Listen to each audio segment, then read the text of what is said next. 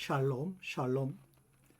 여러분과 함께 귀한 하나님 말씀을 서로 나누는 최한권 목사입니다. 제가 전 시간에도 말씀을 드렸지만 제가 최한권 목사라고 하는 이 이름을 여러분들에게 나누는 이유는 눈에 보이는 이 모습이 최한권 목사라고 말씀하는 것이 아니라 이름 안에 들어있는 어떤 의미를 여러분과 함께 나누길 원합니다. 제가 여러분에게 나누는 이 말씀 자체가 제 이름 속에 들어있는 의미이기를 원합니다.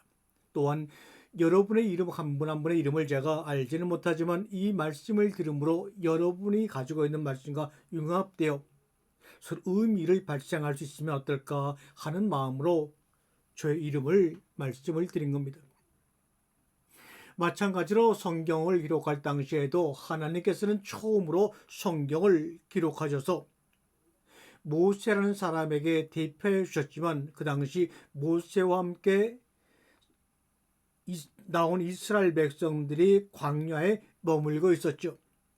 어쩌면 그 사람들은 하나님 앞에 인류를 대표하는 하나의 무리라고도 지칭할 수가 있습니다.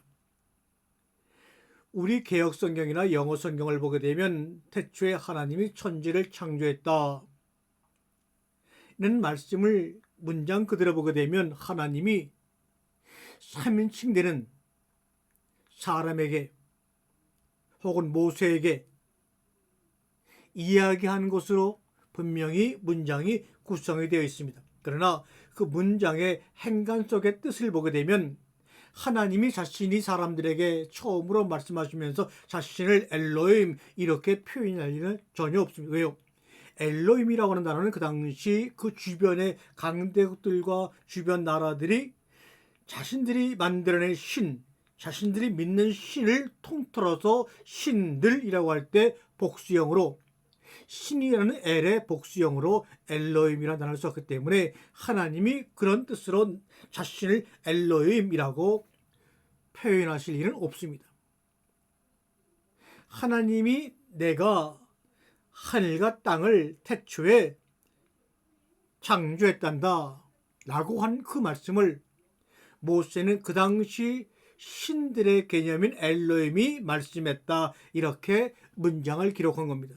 그러므로 문장을 볼 때 그 문장 속에 들어있는 말씀을 하시는 그 말씀하시는 분의 의미를 마음을 정확히 알지 못하면 전혀 딴 뜻으로 이해할 수밖에 없습니다. 창세기 1장 1절은 온 인류를 향해 그 대표자인 모세에게 3인칭으로 말씀하는 것이 아닙니다. 사실은 내가 아니 1인칭인 내가 너라고 하는 2인칭에게 하시는 말씀입니다. 2인칭인 나에게 하시는 말입니다. 나라고 하는 하나님이 너라고 하는 나에게 하시는 말씀입니다. 결국은 1인칭이 1인칭에게 하는 겁니다.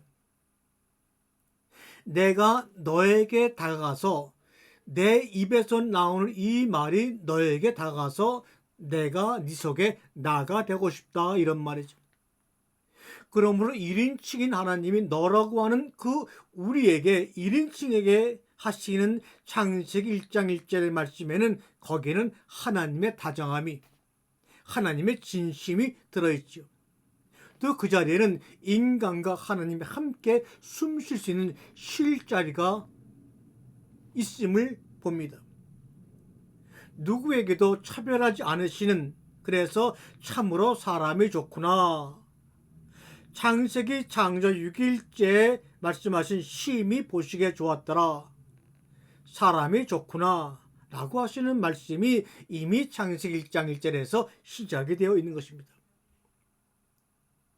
말이라는 것은 상거래와 신전에서 어떤 것을 기록하기 위해서 썼다고 하지만 그러나 보게 되면 많은 사람들은 외로워서 사람과 사람이 서로 소통하려고 말이 생겨났고 그리워서 별이 우리의 마음속에 생겨났다면 우리 사람은 왜 생겨났을까? 사람을 왜 지으셨을까? 또 사람을 지으시고 자신의 형상과 모양대로 창조했다고 말씀하실까? 라는 것을 우리는 궁금해하지 않을 수가 없지요.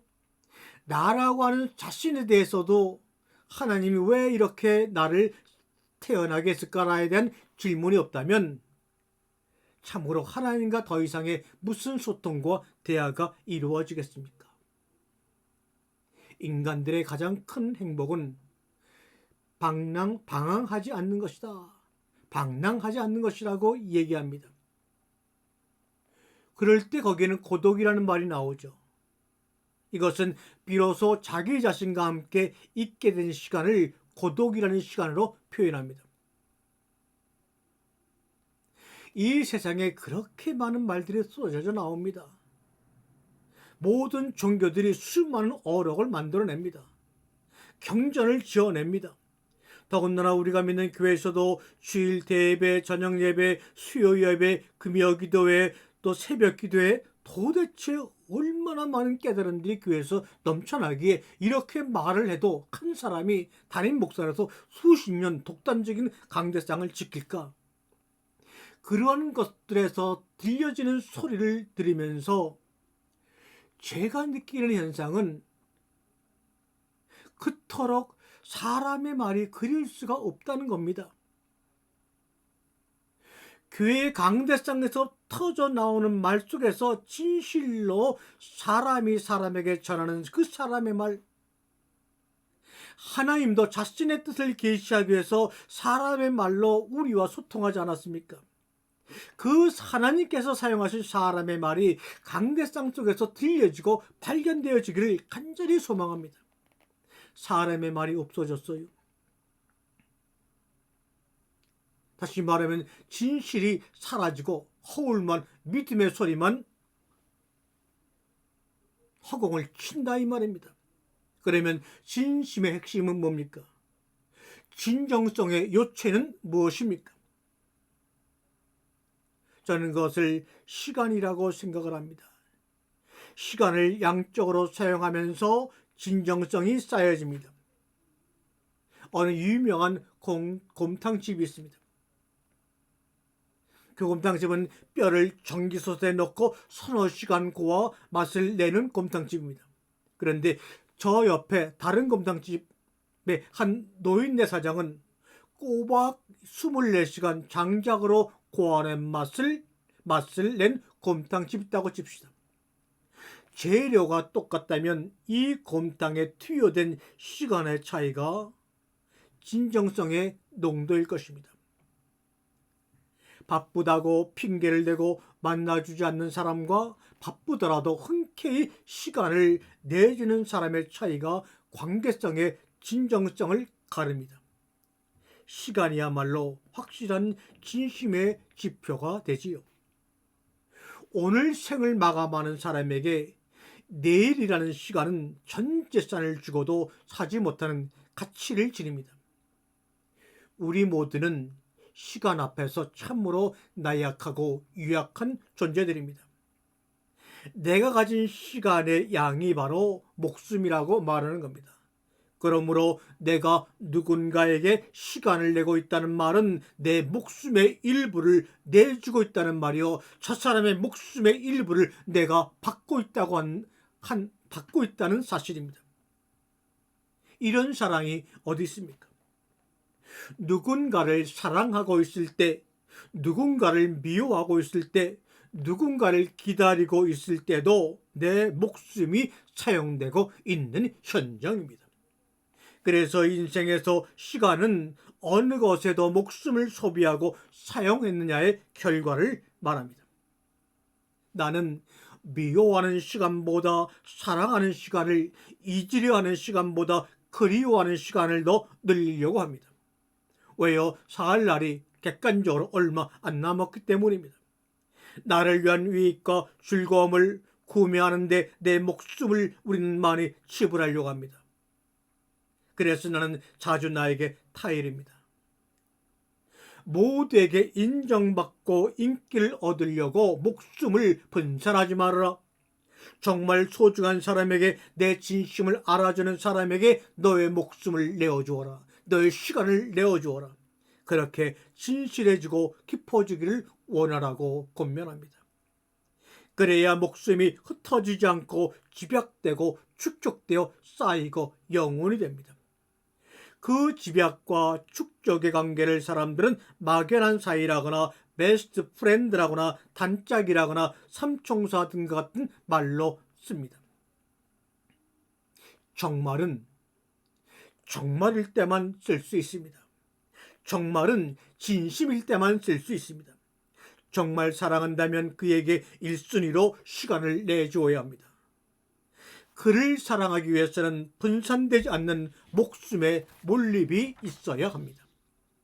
다른 어떤 것보다 우선해서 그에게 시간을 쓰고 있다면 그가 알아주던 몰라주던 나의 진심을 의심할 필요가 없습니다.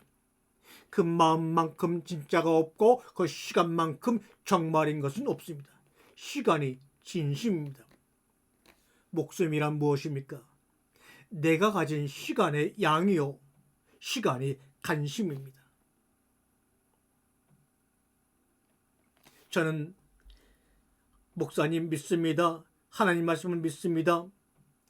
아마 35년 목회생활 동안의 성도들로 하여금 들려주는 믿습니다, 믿는다는 말을 참으로 많이 들었습니다.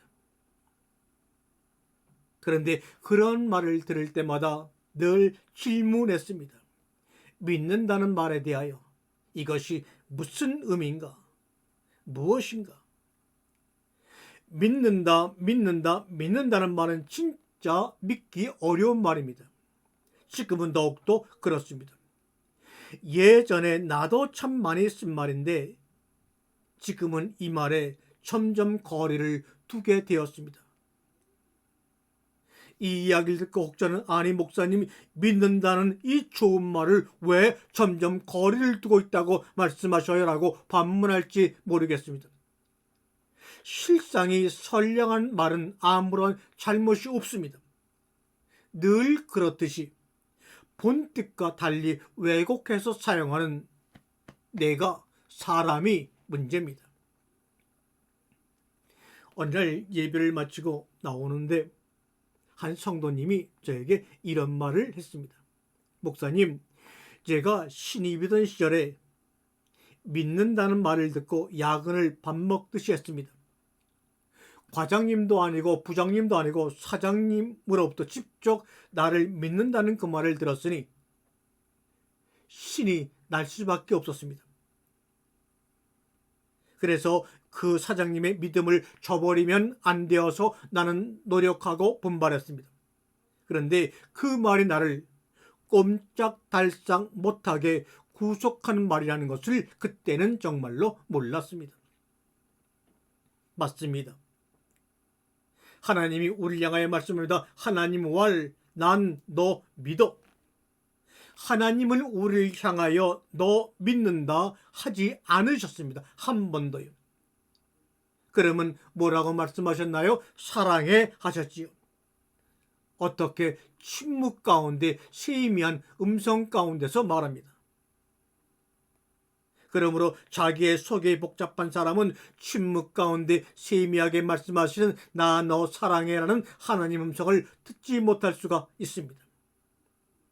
또 사람이 하나님을 향하여 나 왈, 한군이 왈, 하나님 믿습니다.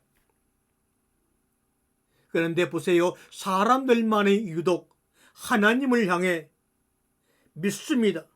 또 서로를 향해 믿는다라고 남발하는 것이 바로 사람들입니다. 사람들만 그렇습니다. 널 믿는다는 말이 좋았으므로 나 또한 내 아이에게, 내 후배에게, 내 성도에게 이 말을 서슴없이 했습니다. 나는 과연 순수하게 믿었던 걸까? 믿었던 마음이 어긋나고 기대에 미치지 못하면 실망감을 넘어 배신감마저 느끼는 나 자신을 어느 날 발견했습니다.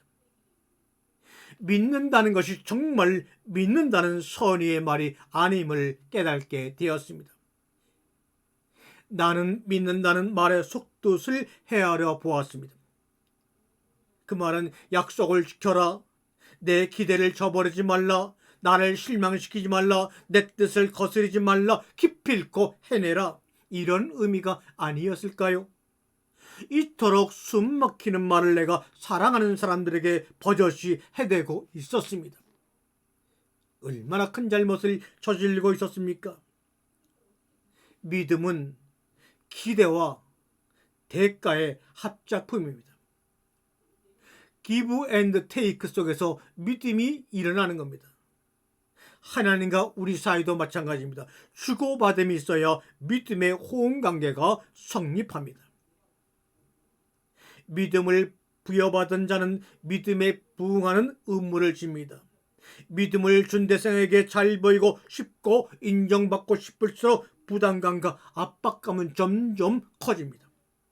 믿음은 함부로 가질 일도 아니고 끝까지 지켜내는 일도 만만치 않습니다. 그러면 믿음의 기원은 어땠을까요?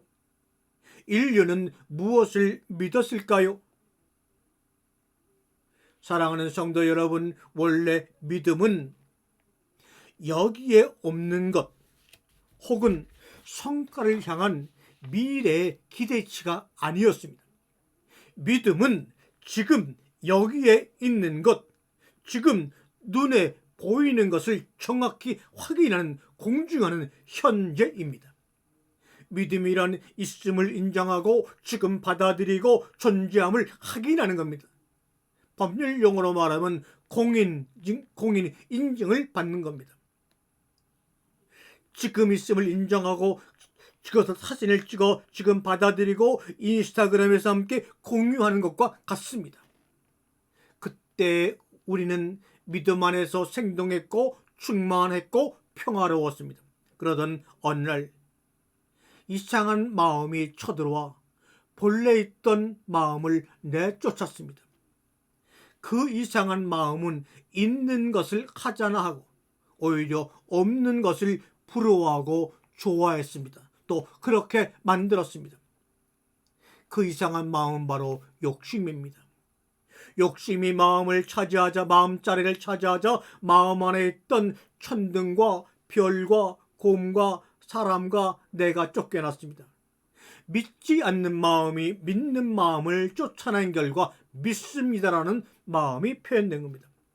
그때부터 아름다운 식구절도 숲속의 나무도 사람도 나의 마음도 믿음이 아니라 믿어야 하는 존재, 있는 게 아니라 있다고 믿어야 하는 종교 신앙이 되어버리고 말았습니다. 한마르티아 관역을 벗어나 버리고 말았습니다. 그렇게 믿음 자체였던 마음의 시대가 저물었습니다. 믿음으로 쉼을 얻는 자가 생겨났고 믿음은 지배와 복종 관계를 만들어냈습니다. 교회에서도 믿습니다라는 단어를 통하여 목사와 성도 간의 수평적인 관계가 아니라 수직적인 지배와 복종 권위의 관계를 만들어내고 말았습니다. 그 속에 여백이 생기지 않아 하나님은 임재할 수가 없었습니다. 하나님이 없는 교회, 하나님이 없는 기독교, 하나님이 없는 성경의 말씀 강대상, 믿음이 보이도록 형상을 만들고 이적을 향한 이야기를 만들고 믿고 지켜야 할 말들을 경전에 기록해 율법으로 노못으로 복음을 대신하여 퍼뜨리며 증인들이 돼가고 있습니다. 그러자 하나님이 없이도 예수 그리스도가 없이도 믿음은 스스로 전지전능해졌습니다. 오늘날 인간들은 문자로 세워진 것만 믿습니다. 교과서에 쓰인 대로 암기하고 집도 땅도 계약서로 주고받고 법전에 따라 죄가 있느냐 없느냐 유무를 따집니다. 믿는다는 것은 마음이나 말이나 사랑을 뜻하지 않는 시대가 되었습니다. 너를 믿는다는 말은 너를 확인할 수 있게 수치로 문서로 결과를 증명하라는 말이나 다름이 없습니다. 사랑하는 성도 여러분이요, 우리가 신앙생활 안에서 교회 내에서 탐욕의 언어로 욕심의 언어로 믿음을 정의하지 맙시다. 믿는 마음을 더럽히지 맙시다. 믿음은 바라는 것이 아닙니다. 믿음은 자신의 마음을 지켜보는 것입니다. 나의 유익과 기대 때문에 누군가를 힘들게 하거나 자신을 올가매게 해서는 아니 됩니다. 믿음은 내 마음을 지키고 나를 다스리는 일입니다. 나의 욕심을 잠그어 버리는 것입니다. 너를 믿는다는 말은 내 마음을 단단히 지켜내겠다는 나 스스로의 각오요 절제입니다. 나를 끝까지 믿는 나에 대한 확신입니다. 현대는 이 시대는 화학 반응을 일으키지 못한 단절된 언어의 실품에 잠겨버리고 말았습니다. 입으로만 내빼고 몸을 수준 안에 나오지 못한 언어들의 무덤이 이 시대가 되고 말았습니다. 성서의 언어들의 무덤들이 그의 강대상마다 쌓여서 고분을 이루고 있습니다. 창세기 2장 16절과 17절의 이야기는 선악을 알게 하는 나무를 먹으면 죽어 먹으면 죽어 그 이야기가 아닙니다. 하나님이 사랑하기를 그만두는 것, 하나님이 소통하기를 포기하는 순간 아담은, 여러분과 저는 하나님의 마음속에서 죽고 죽는 거야 라는 것을 의미하고 있습니다. 여러분과 나, 우리 모든 이 세상의 성도들의 고백들이 상당 기간 시간을 걸쳐서 가슴 쪽에서 발효되고 숙성된 진실된 말들이 되어야 합니다. 여러분과 저의 진지하고 잘 익은 언어들을 가을날 국화꽃 다발과 함께 서로에게 보내는 삶으로 이어지면 얼마나 좋을까요? 아멘.